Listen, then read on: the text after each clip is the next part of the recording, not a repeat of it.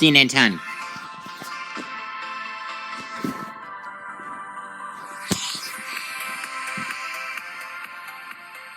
There's no debate that Fridays are awesome, but there are presidential debates coming up in America, and we'll have an objective report on them in just a few minutes.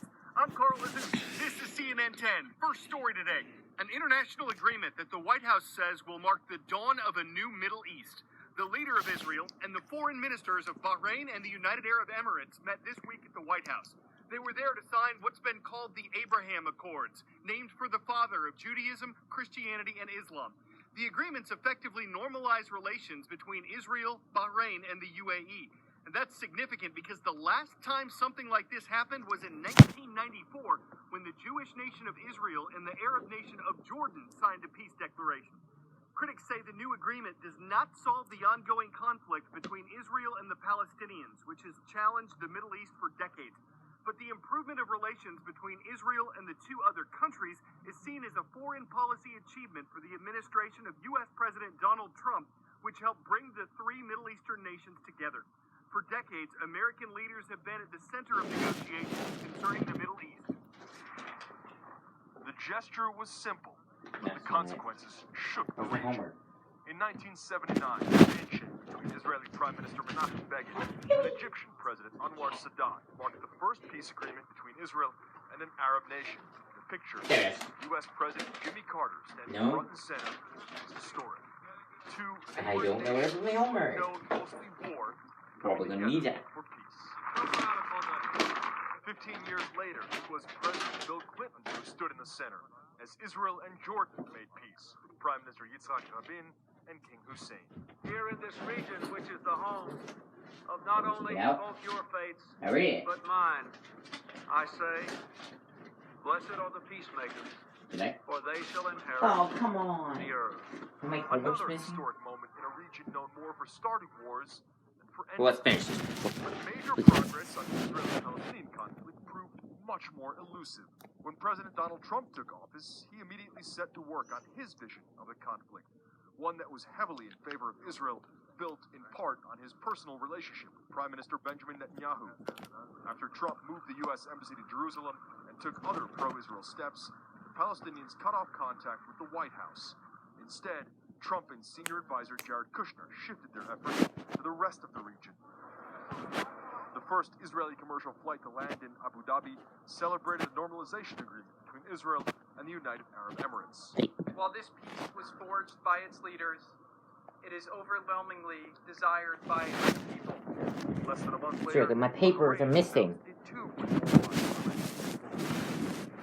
Couldn't get my homework. Election Day in America is on Tuesday, November 3rd. Voters will And I don't want to sit in determine class ever again. 435 voting seats of the U.S. House of Representatives.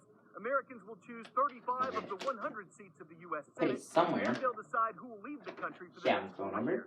But it Two men amazes on the me ballot, how that incumbent I can Republican find my President actual Donald homework. Trump and Democratic presidential nominee Joe Biden were determined by the primaries and caucuses held across the country earlier this year.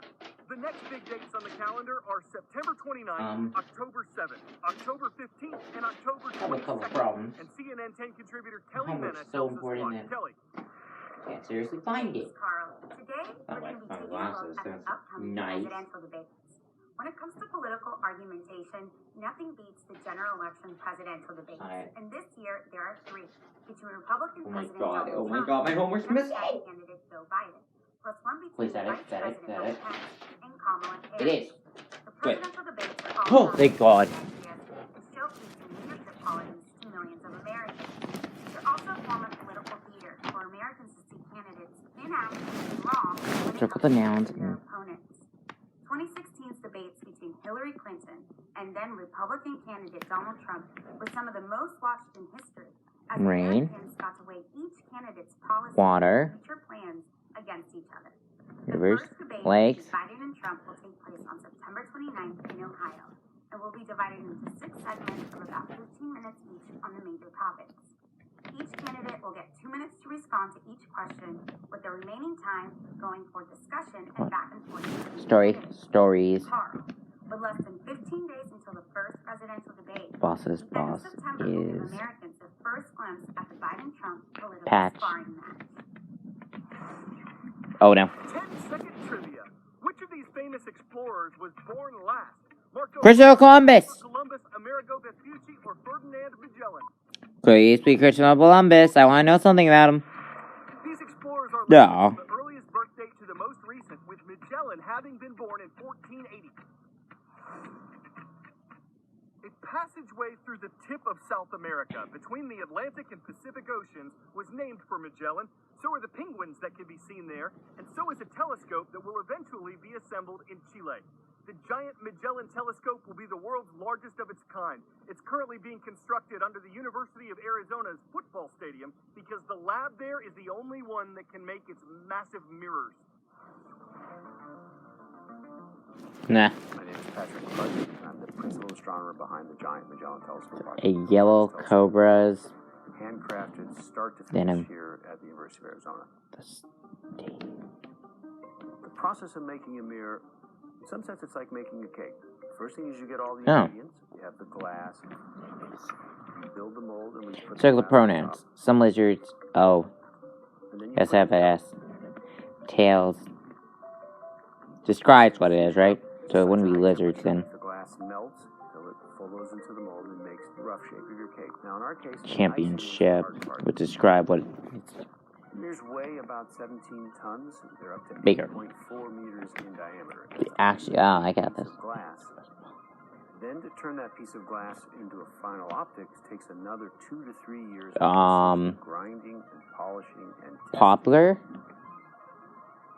Each mirror from start to finish takes roughly 7 years to produce, and there's roughly 100 people working on it, so about 200 person years that go into making one of these mirrors.